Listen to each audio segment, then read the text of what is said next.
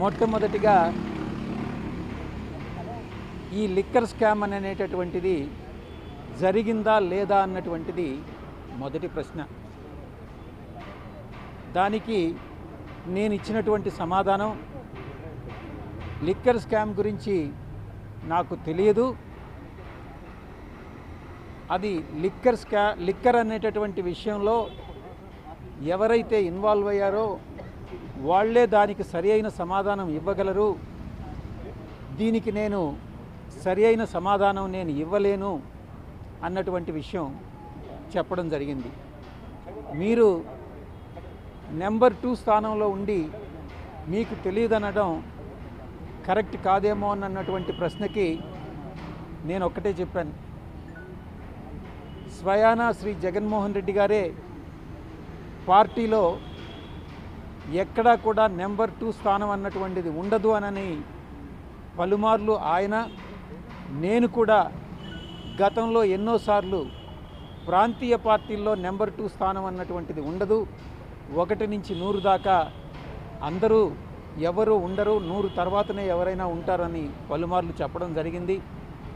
కానీ ఈరోజు దానికి పూర్తి భిన్నంగా ఇప్పుడు ఉండేటటువంటి కోటరీ ఏదైతే ఉందో, అప్పుడు నేను పార్టీలో కొనసాగేటటువంటి సమయంలో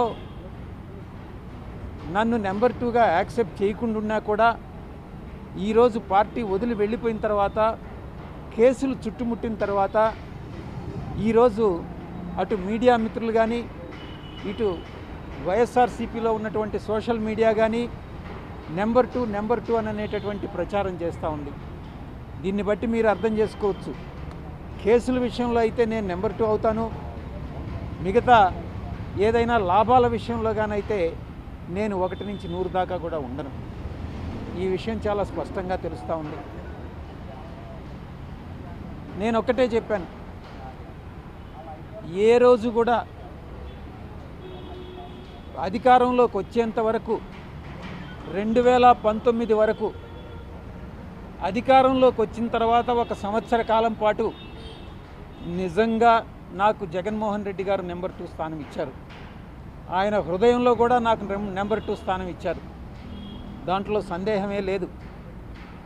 కరెక్ట్గా అధికారం వచ్చిన తర్వాత మే 28 నుంచి ఇంచుమించుగా 2019 తర్వాత ఆయన మనసులో నుంచి నేను జారిపోతూ వచ్చాను. ఎందుకంటే ఈ పనికిమాలిన కోటరీ వల్లనే. ఆయనలో ఒక అభద్రతాభావం కల్పించి, నేనేదో గతంలో చంద్రబాబు నాయుడు గారు ఎలాగైతే ఎన్టీ రామారావు గారిని వెన్నుపోటు పొడిచారో అలాగే నేను కూడా జగన్మోహన్ రెడ్డి గారిని వెన్నుపోటు పొడుస్తాను అన్నటువంటి ఒక అభద్రతాభావాన్ని ఆయనలో కల్పించి నన్ను 2020 నుంచి నన్ను పక్కకు నెడుతూ సైడ్ లైన్ చేస్తా రావడం జరిగింది. దాన్ని నా దురదృష్టం కొద్దీ జగన్మోహన్ రెడ్డి గారు కూడా దాన్ని నమ్మడం జరిగింది. ఇది సత్యం. నేను నమ్మినటువంటి ఆ వెంకటేశ్వర స్వామి సాక్షిగా చెప్తా ఉన్నాను, 2020 నుంచి నేను సైడ్ లైన్ కాబడ్డాను అన్నటువంటి విషయం. ఇదే విషయం నేను చెప్పడం జరిగింది. ఇక లిక్కర్ స్కామ్ జరిగిందా లేదా అన్నటువంటి విషయానికి వస్తే నేను ఒక్కటే చెప్పాను. అప్పట్లో మా అధినాయకుడు జగన్మోహన్ రెడ్డి గారికి తెలిసి అటువంటి స్కామ్ ఏమీ జరిగి ఉండదు.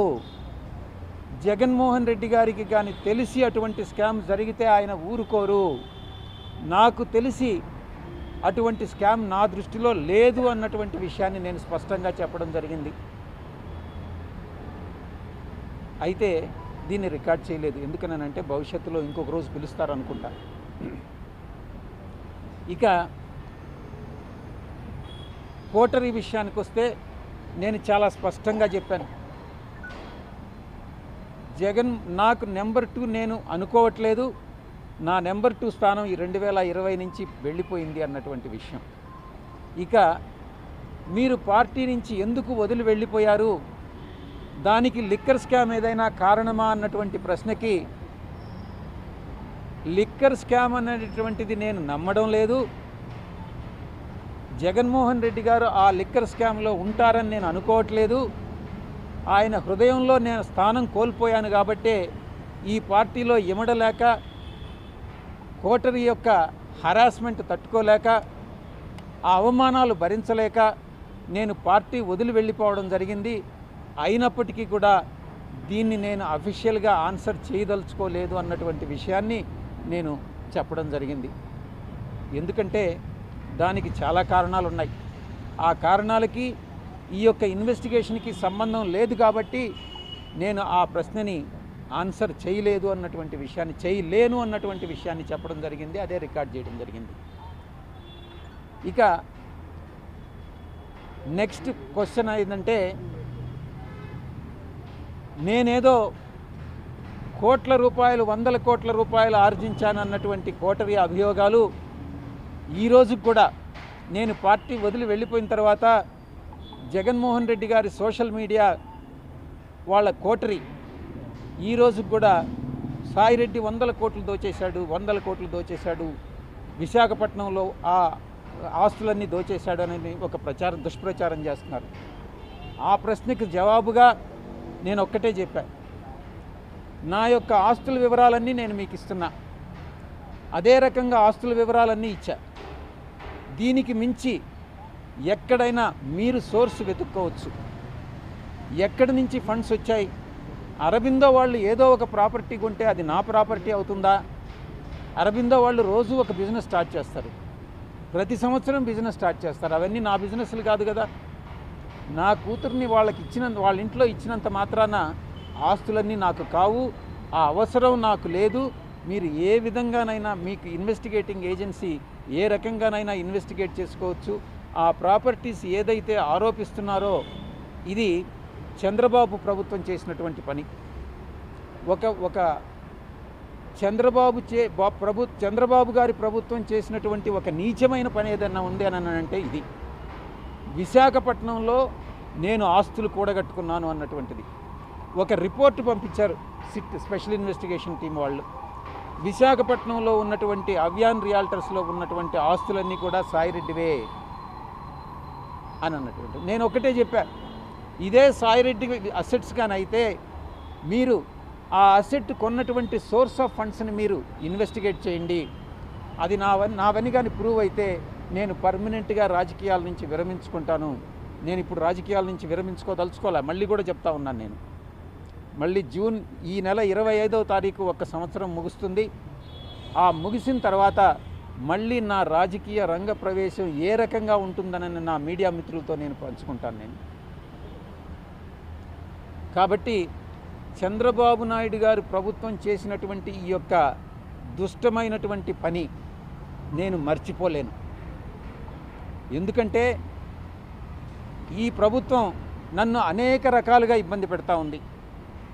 నా యొక్క ఆస్తి కానప్పటికీ కూడా, నా అల్లుడు ఆస్తి అయినప్పటికీ కూడా, నా వియంకుడు ఆస్తి అయినప్పటికీ కూడా భీమిలి విషయంలో కానీ మిగతా విశాఖపట్నంలో ఉన్నటువంటి ప్రాపర్టీస్ నాకు ఏమీ లేవు. విశాఖపట్నంలో ఒక అపార్ట్మెంట్ తప్ప నాకేమీ లేవు. నాకు తీసుకోవాల్సిన అవసరం కూడా నాకు లేదు. ఎందుకనంటే నాకున్నటువంటి ఒకే డాటర్ని నేను అరబిందోకి ఇచ్చాను. వాళ్ళకి లక్షల కోట్లు, వేల కోట్ల రూపాయలు ఉన్నాయి కాబట్టి అవసరం లేదు. నాకుండేటటువంటి కోరికంతా నేను రాజకీయాల్లోకి తిరిగి రంగప్రవేశం చేయాలి, తిరిగి ప్రజాసేవలో నేను పాల్గొనాలి. నాకు ఎవరైతే నా మీద దుష్ప్రచారం చేశారో వాళ్ళకి సరి అయినటువంటి బుద్ధి చెప్పాలి అన్నటువంటిదే నేను కోరుకుంటా ఉన్నా. నేను ఒక్కటే చెప్తా ఉన్నా, చంద్రబాబు నాయుడు గారి ప్రభుత్వం ఒక దుష్ట ప్రభుత్వం.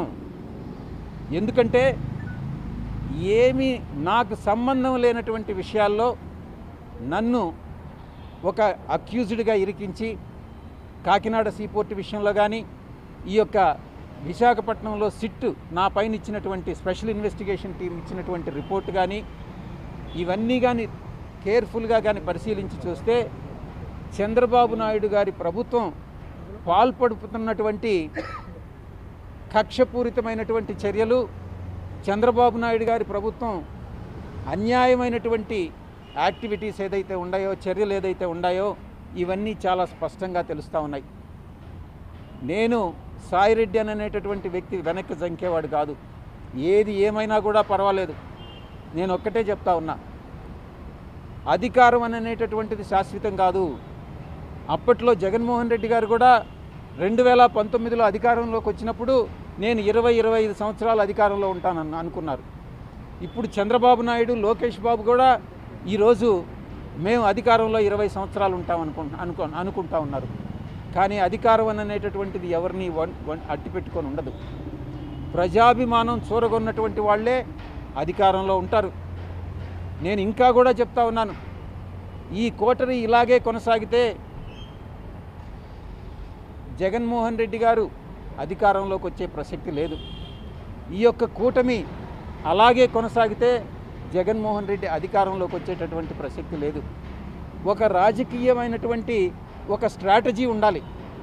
ఆ స్ట్రాటజీ ఏందనంటే కూటమిని విడగొట్టగలిగినప్పుడే జగన్మోహన్ రెడ్డి గారు తిరిగి అధికారంలోకి వచ్చేటటువంటి అవకాశం ఉంటుంది. ఆ స్ట్రాటజీ ఇచ్చేటటువంటి వాళ్ళు కానీ, అమలు చేసేటటువంటి వాళ్ళు కానీ ఈ యొక్క కోటరీలో లేరు. జగన్మోహన్ రెడ్డి గారి చుట్టూ ఉన్నటువంటి వాళ్ళందరూ కూడా ఆయన్ని మిస్గైడ్ చేస్తూ ఉన్నారనేటువంటి విషయం నేను తెలియజేస్తూ ఉన్నా. నేను ఒక్కటే ఆలోచిస్తూ ఉన్నా, మీరు కూడా కోటరీలో భాగస్వాములే కదా అని మీడియా మిత్రులు కూడా చాలాసార్లు ప్రశ్నించారు. నేను ఒకటే చెప్తా ఉన్నా, సంవత్సర రోజులుగా మీరు నమ్మినా నమ్మకుండా మీరు సెటైర్లు వేసినా నేను వ్యవసాయం చేసుకుంటానే ఉన్నాను. అప్పుడప్పుడు నేను గమ్ముగా ఉండలేను కాబట్టి నాకున్నటువంటి స్వల్పమైనటువంటి రాజకీయ పరిజ్ఞానంతో ఏదో ట్వీట్స్ పెట్టడం, ఏదో టెక్నికల్గాను అకాడమిక్గాను ట్వీట్స్ పెట్టడం చేస్తూ ఉన్నాను. అంతేగాని నేను జగన్మోహన్ రెడ్డి గారిని విమర్శించడమో లేకుంటే ఇంకొక రాజకీయ పార్టీని విమర్శించడమో నేను చేయలే. అయినప్పటికీ కూడా జగన్మోహన్ రెడ్డి గారే నన్ను విమర్శించారు. ఆయన నేను ప్రలోభాలకు లొంగానన్నారు. నేను అడుగుతా ఉన్నా, అదే ప్రలోభాలకు లొంగుంటే నేను ఈరోజు లక్షల కోట్లు ఆర్జించుండేవాడిని. నాకు అది నేను నమ్మినటువంటి ఆ వెంకటేశ్వర స్వామి సాక్షిగా చెప్తా ఉన్నా, ఎవరి దగ్గర విజయసాయిరెడ్డి డబ్బులు ఆశించి చేయి చాచలేదు, భవిష్యత్తులో అటువంటి చాచే అవకాశం లేదు అని నేను ఈ పత్రికాముఖంగా తెలియజేసుకుంటా ఉన్నా. జగన్మోహన్ రెడ్డి గారు ఈ స్టేట్మెంట్ విత్డ్రా చేసుకోవాలి. చంద్రబాబు నాయుడు గారు చేస్తున్నటువంటి ఈ హరాస్మెంట్ ఏదైతే ఉందో అది నిలపాలి. ఇవి రెండూ జరగాలంటే తిరిగి రాజకీయ రంగ ప్రవేశం చేయాలి. అది ఏ విధంగా అన్నటువంటిది నేను మీకు తెలియజేసుకుంటా.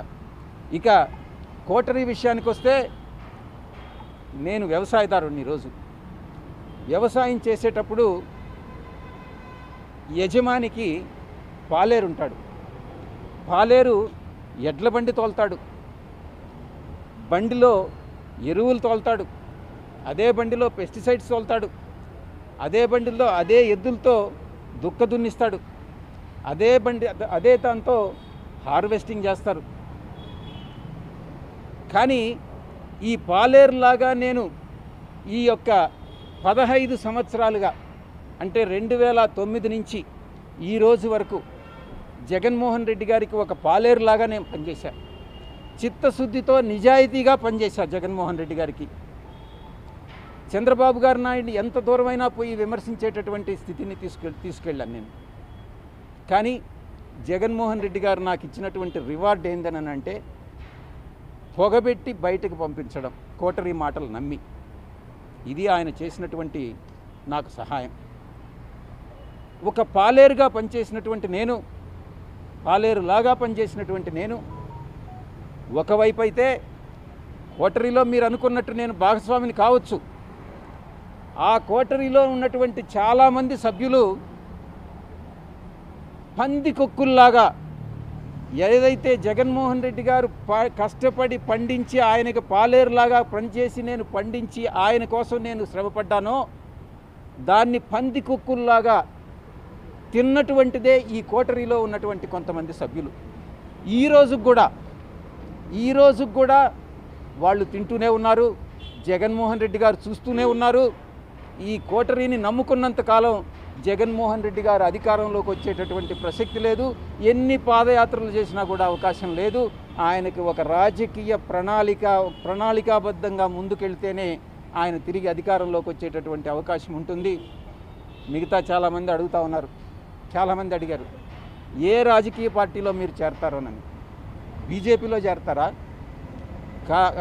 జనసేనలో చేరతారా, టీడీపీలో చేరతారా, వైఎస్ఆర్ కాంగ్రెస్ పార్టీకి తిరిగి వెళ్తారా అన్నటువంటిది. నేను ఒకటే చెప్తా ఉన్నా, ఏ పార్టీలో చేరేటటువంటి అవకాశం లేదు. నా రాజకీయ భవిష్యత్తు ఏందనేటటువంటిది నేనే చెప్తాను అని నేను మీ అందరికీ కూడా సవినయంగా నేను మనవి చేసుకుంటా ఉన్నా. ఇక మొన్న సాయి జర్నలిస్ట్ ఒకటి చెప్తా ఉన్నారు, జర్నలిస్ట్ సాయి నేనేదో సపరేట్ పార్టీ పెట్టి దానికి చంద్రబాబు మద్దతు తీసుకొని నాయుడు గారి దగ్గర నుంచి నేను ఆర్థిక సహాయం పొంది ఆయనలో ఒక భాగస్వామిని అయిపోతాను అని నేను ఒక ఆరోపణ చేశాడు. ఆయనకి ఎవరు చెప్పారో నాకైతే తెలియదు. ఈ జర్నలిస్ట్ సాయి స్వీయ పరిజ్ఞానాన్ని ఉపయోగించి ఈ జర్నలిస్ట్ సాయి అనేటటువంటి వ్యక్తి వైఎస్ఆర్సీపీ పేటిఎం బ్యాచ్ ఎవరికైతే మంత్లీ పే చేస్తున్నారో యూట్యూబ్ ఛానల్స్కి, దాంట్లో ఒక వ్యక్తి ఈ జర్నలిస్ట్ సాయి. నేను ఒక్కటే విజ్ఞప్తి చేస్తూ ఉన్నా జర్నలిస్ట్ మిత్రులందరికీ, మీరు అనవసరంగా ఇన్ఫరెన్సెస్ డ్రా చేసుకోవద్దు. ఏదైనా ఉంటే నన్ను అడిగితే నేను నేరుగా చెప్తాను. చాలామంది మీడియా మిత్రులందరికీ నా ఫోన్ నెంబర్ వాళ్ళ దగ్గర ఉంది, నేను తప్పకుండా చెప్తాను అన్నటువంటి విషయాన్ని నేను మీ అందరికీ కూడా నేను తెలియజేసుకుంటా ఉన్నా. లాస్ట్గా ఇంకొక క్వశ్చన్ కూడా అడగడం జరిగింది. మీరు 100 కోట్ల రూపాయలు రాజ్ కసిరెడ్డికి మిథున్ రెడ్డి సలహా మేరకు అరబిందో నుంచి మీరు అరేంజ్ చేశారా అని. అవును, మిథున్ రెడ్డి అడగడం జరిగింది. ఆయన కోరిక మేరకు నేను రికమెండ్ చేసినటువంటి మాట వాస్తవమే. కానీ ఇంకొక ప్రశ్న కూడా, ఇది జగన్మోహన్ రెడ్డి గారికి తెలిసి జరిగిందా, జగన్మోహన్ రెడ్డి గారు మీకు చెప్పారా 100 కోట్లు అరేంజ్ చేయమని నేను ప్రశ్నించినప్పుడు జగన్మోహన్ రెడ్డి గారు నాకు చెప్పలేదు, శరత్ చంద్రారెడ్డికి చెప్పలేదు 100 కోట్లు అరేంజ్ చేయమనని. మిథున్ రెడ్డి, కసిరెడ్డి రాజశేఖర్ రెడ్డి, సజ్జల శ్రీధర్ రెడ్డి కోరిక మేరకే నేను అరేంజ్ చేయడం జరిగింది అన్నటువంటి విషయాన్ని చాలా స్పష్టంగా చెప్పడం జరిగింది. నేను ఒకటే అరబిందో నుంచి వాళ్ళు ఏయో కంపెనీలకి చెక్కులు తీసుకున్నారు, ఏ కంపెనీలకి చెక్కులు తీసుకున్నారనేటటువంటి విషయం కూడా నాకు తెలియదని స్పష్టంగా చెప్పాను. ఎంత రేట్ ఆఫ్ ఇంట్రెస్ట్ అనేది కూడా నాకు తెలియదు. ఆ తర్వాత రీపేమెంట్ ఎలా జరిగిందనేటటువంటి విషయం కూడా నాకు తెలియదు అని చాలా స్పష్టంగా చెప్పడం జరిగింది. జగన్మోహన్ రెడ్డి గారికి నాకు తెలిసి ఈ లిక్కర్ స్కామ్తో కానీ అటువంటిది ఏదైనా జరిగి ఉంటే, లిక్కర్ స్కామ్ జరిగిందనేటువంటి విషయం నేను చెప్పలేను, అది రాజ్ కసిరెడ్డి ఒక్కడే చెప్పగలడు. అటువంటిది ఏదైనా జరిగి ఉంటే తప్పకుండా అది జగన్మోహన్ రెడ్డికి తెలిసి జరగదు అన్నటువంటి విషయాన్ని చాలా స్పష్టంగా చెప్పడం జరిగింది. మళ్ళీ తిరిగి ఐ థింక్ పిలుస్తారనుకుంటాను, రేపు మిథున్ రెడ్డిని కూడా పిలుస్తున్నారు. ఆ తర్వాత ఇంకెవరిని, అందరూ డిస్టిలరీ ఓనర్స్ని అందరినీ కూడా పిలుస్తూ ఉన్నారు. సో ఛార్జ్ షీట్ కూడా ఫైల్ చేయడం జరుగుతుంది. చూద్దాం ఏం జరుగుతుందన్నటువంటిది. ఈ యొక్క కోటరీలో ఉన్నటువంటి పందికొక్కులు ఎవరైతే పార్టీ మీద పడి జగన్మోహన్ రెడ్డి గారి మీద పడి తింటూ ఉన్నారో, ఆయన్ని మిస్గైడ్ చేస్తూ ఉన్నారో, సోషల్ మీడియాలో ఏం జరుగుతుంది, ఏం పోస్టులు పెడుతున్నారు అన్నటువంటిది ఆయనకు తెలియదు. ఆయన తెలియకుండానే ఇవన్నీ కూడా జరుగుతూ ఉన్నాయి. అది ఆయన నివారించినంత వరకు పార్టీ అన్నటువంటిది ప్రజల్లోకి వెళ్ళేటటువంటి అవకాశం లేదు అన్నటువంటిది నేను స్పష్టంగా చెప్తా ఉన్నా.